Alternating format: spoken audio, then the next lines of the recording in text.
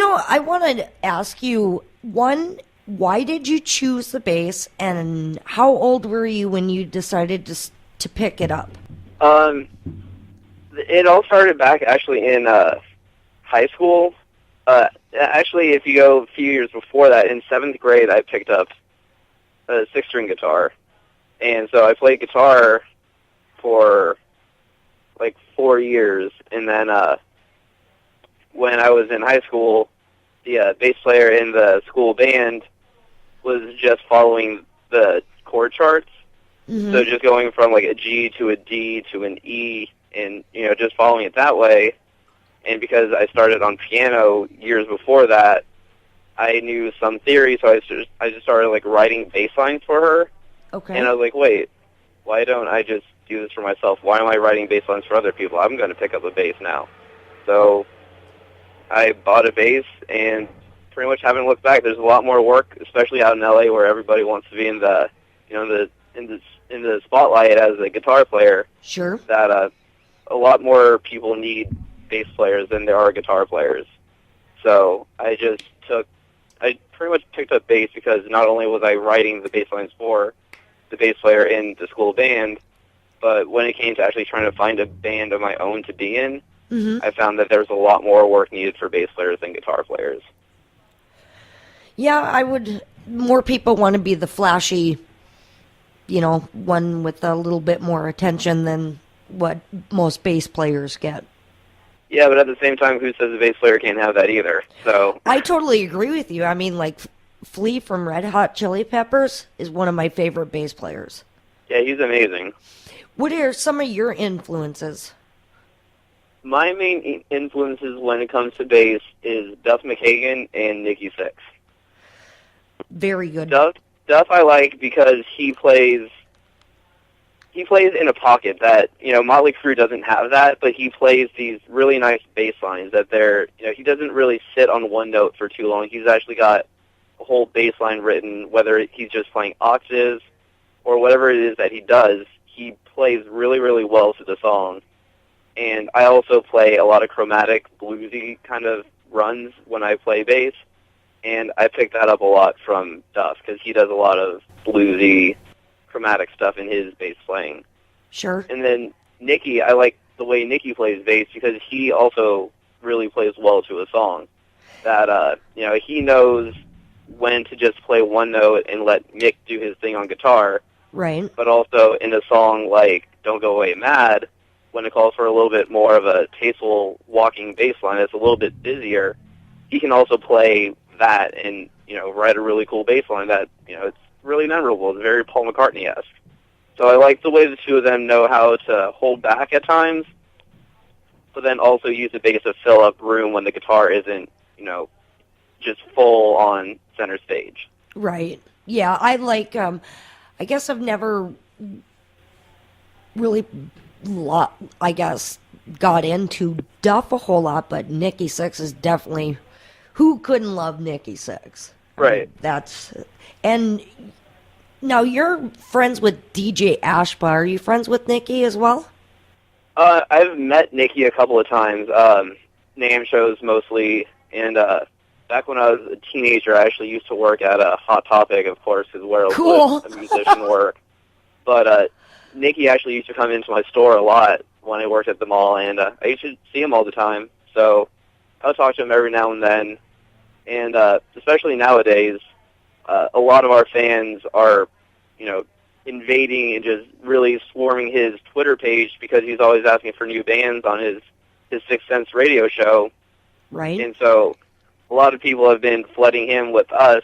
And then also back in December, I did an interview with this magazine in Spain, and we talked, everything 11 to 38. We talked about the Sunset Strip Music Festival, mm-hmm. and the cover story of the magazine, that issue, was Nikki Sixx. So there was a 10-page article on Nikki and Motley Crue, 2 pages behind us. Nice. So Nikki definitely knows who we are. It's just a matter of getting him to actually start really backing us. Now, you said your fans swarm him. Have any of you guys done that?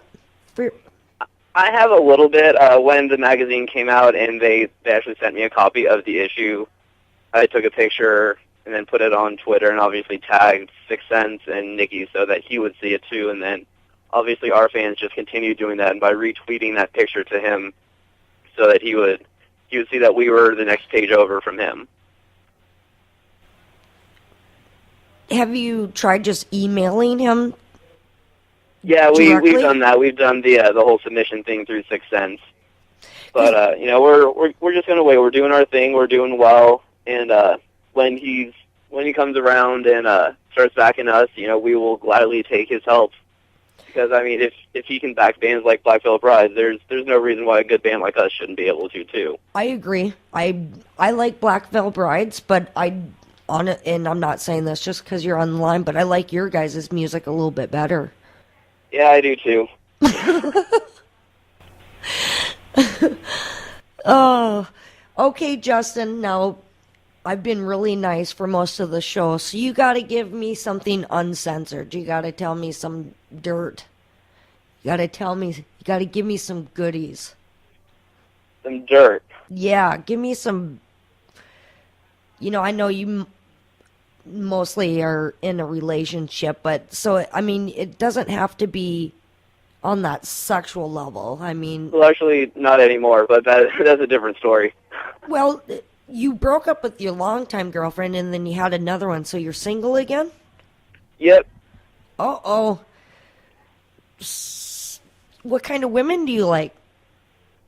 I don't know.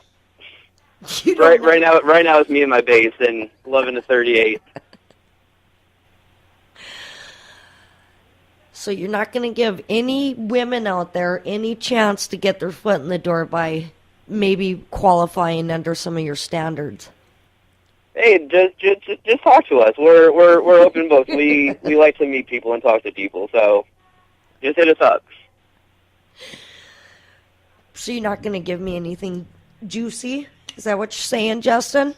We don't really have anything juicy. I mean, we're all really, at the end of the day, just really regular people that just have an awesome job. So you don't have, like, even funny, like, something, like, okay, give me something, like, has, like, one of your fans just done something completely outrageous? Honestly, no, we don't really have too many crazy fan stories. Yeah, I mean, we've had to call a cab a couple of times for people at shows that have gotten, like, too drunk to, like, get home. But, I mean, nothing too crazy, like, outside of that. I don't know if this would count or qualify, but, I mean, me and Ryan on New Year's Eve crashed the actor Shane West. He had a party at his mansion, and me and him crashed it. How did you guys crash it? The old bass player for the band, he was there with his girlfriend because they were invited, and they basically said, just come. And so we just kind of walked past the bouncer pretending like we were supposed to be there, and he didn't really question us, so we just partied at his mansion until like 3, 4 o'clock in the morning.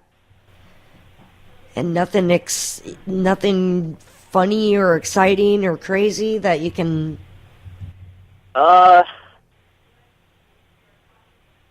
Some people were falling out into the pool because he had like a two-story backyard. But yeah, even then, nothing too crazy happened there. It was just the ridiculousness of that actually happening. Just we were just hanging out, having fun, and the bass player called and was like, "Hey, I'm at a party. You should try and crash it." And we did. We did, and it was awesome. So you had a good time, but nothing outrageous or over the top, huh? No, just there were a couple of celebrities there drinking, just doing typical New Year's Eve stuff. But outside of that, we don't really have any crazy rock star stories from the road of strippers or drugs or anything like that. So if I would get on your tour bus, what would I find? Got on the bus, you probably see a lot of rice cakes.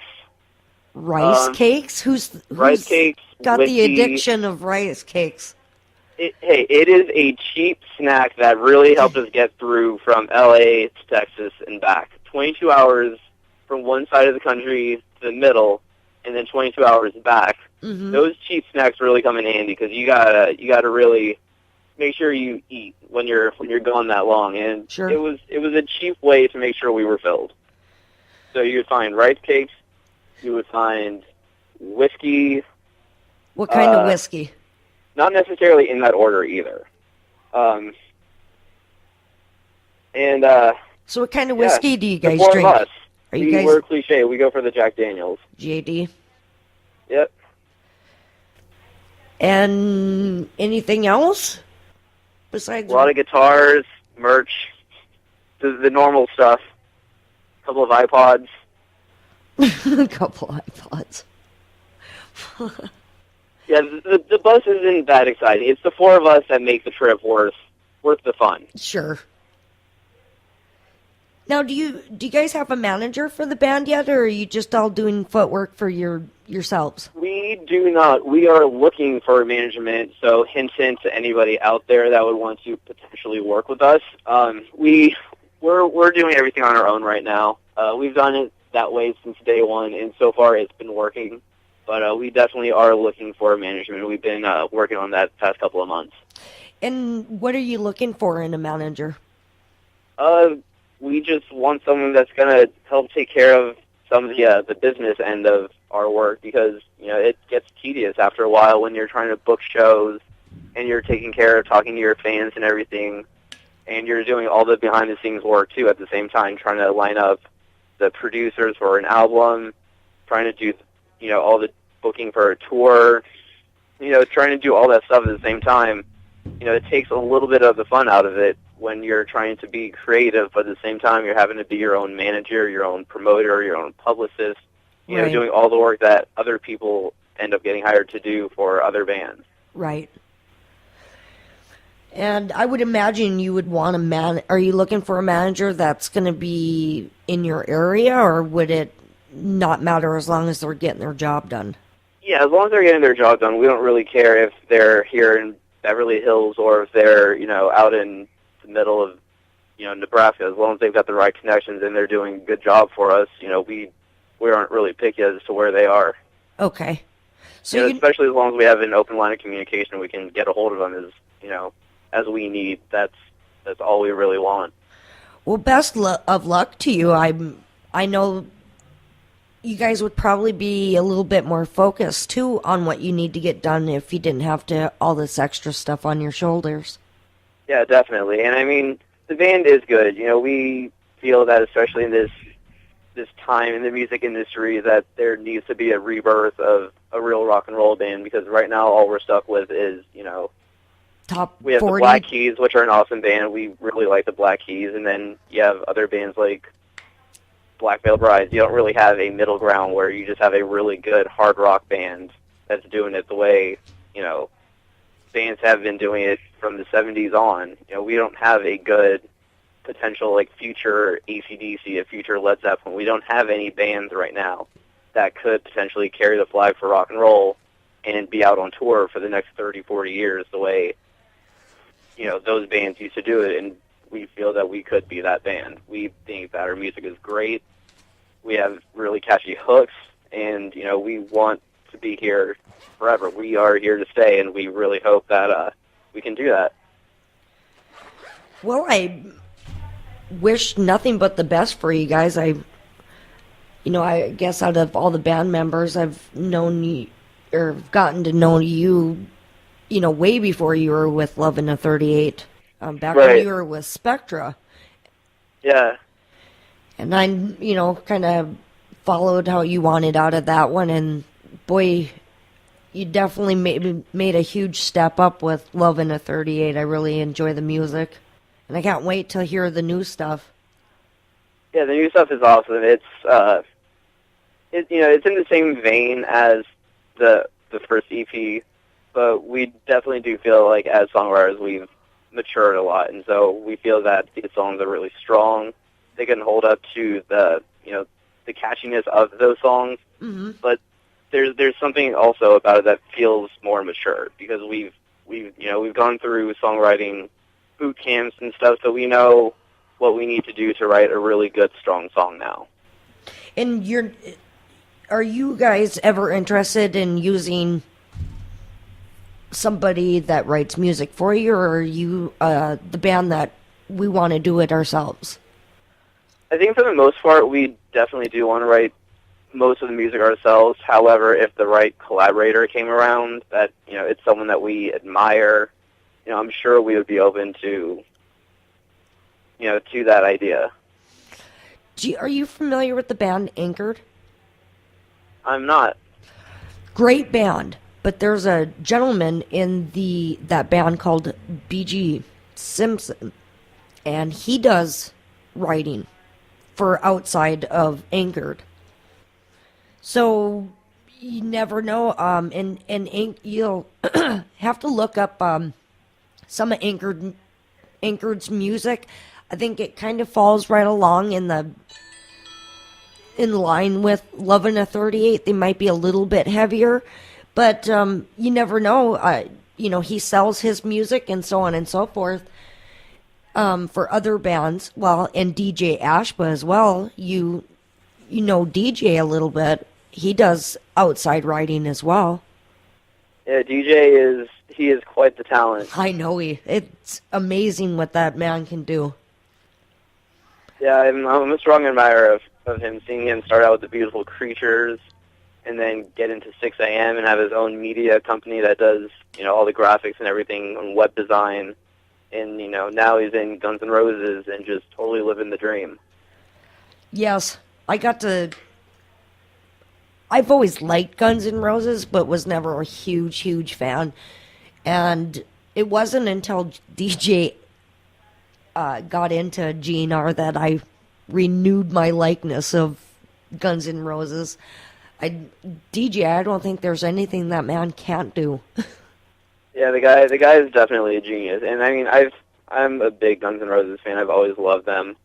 And I think this lineup now with him and Bumblefoot and Richard Fortas on guitar, I think the three of them work really strong. It's a really strong lineup now, and I definitely like it more now than the 90s version with the Buckethead. I feel like this is a lot more closer to the original GNR than with Buckethead and everyone else that he's had in the band over the past 10 years. Right. Yeah, I've actually got to catch two of GNR's concerts. I seen them in Sturgis, and then I seen them just this last November in Minneapolis, and I actually got to play on Bumblefoot's guitar during Paradise City, and actually he is going to be a guest on my show when they can get some, I guess things keep popping up. Right. They add a show here or whatever, so he didn't want to record it because we do that as well. He wanted to do it live. So we will have him on the show as well. I'd love to have DJ, but DJ won't answer me. He's a busy guy. I know. Bumblefoot answers me. But yeah, Bumblefoot's an awesome guy. He actually produced a good friend of mine. Her name's Alexa Viter.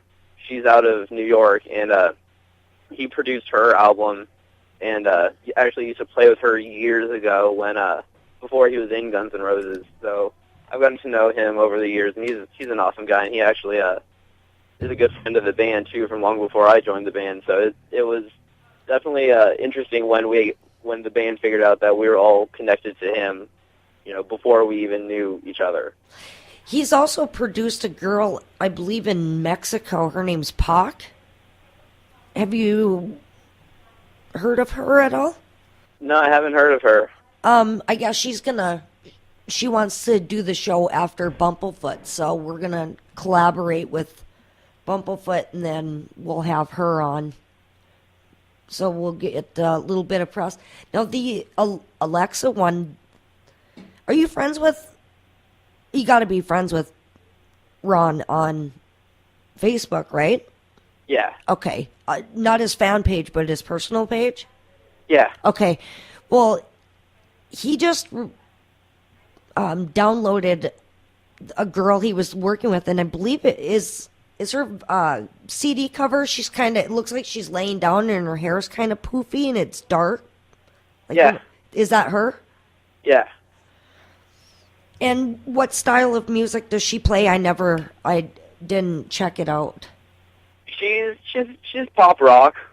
She's an amazing guitar player, though. She can outplay many guys that I know. She's just very talented, and she's got an amazing voice. Well, I'll have to look at her music. I'll have to go on his page and see what I can find. She might be an interesting interview. There's not a whole lot of female rock stars out there, and it would always be interesting to get some of those ladies on the show and let everybody hear their story. And she must be good enough if Bumblefoot is backing her. Yeah, she's amazing. I met her back in 2005, actually. Me and her are both endorsed by Minerick Guitars, and she did a couple of showcases for them at NAMM. And so we met through Minerick, and she's just an amazing person. She's a good friend of mine, and she can just play guitar like nobody's business.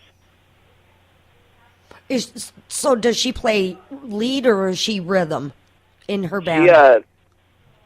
Last time I saw her, which was back in 2007, I believe was the last time I saw her play, because she went to school in Florida for a while, so she wasn't as active. Okay. But she usually has a second guitar player, and they both trade off. They both do rhythm and they both do lead. I see. Well, that's a nice Some of her combination. solos, she'll have like a harmony going on, so the two of them will both be playing lead. Obviously, someone doing the main melody, and then the other one will do the harmony to the main line. Okay. Well, do you have a favorite song of hers? From her? Yeah. She's got a couple of really good ones. Quiet Girls is good. That's a really spunky, feisty song of hers. And that's a really good song of hers. I really like that one. Okay. Well, I'll definitely have to check that out. Before we wrap up the show, Justin, is there anything you'd like to plug or anything you'd like to say? Just keep looking out for us, as we are planning on really trying to take over the music industry this year. We want to really make a name for ourselves and really get our name out there. Whether you want to hear about us or not, we are hoping that you will have no choice by the time this year is done. Okay. Well, I know you guys are going to keep moving forward. I have your back all the way. If there's anything, if one of you guys would like, say Ryan or Danny or Krishna, if something exciting comes up, you can most definitely get a hold of me and we can have you guys back on the show and get the word out. Awesome. Sounds good. Okay. All right, Justin, I'd really like to thank you for being a guest on my show. And like I said, if there's anything I can do to help you guys out, you just let me know, okay? All right. Thank you, and thank you for having me.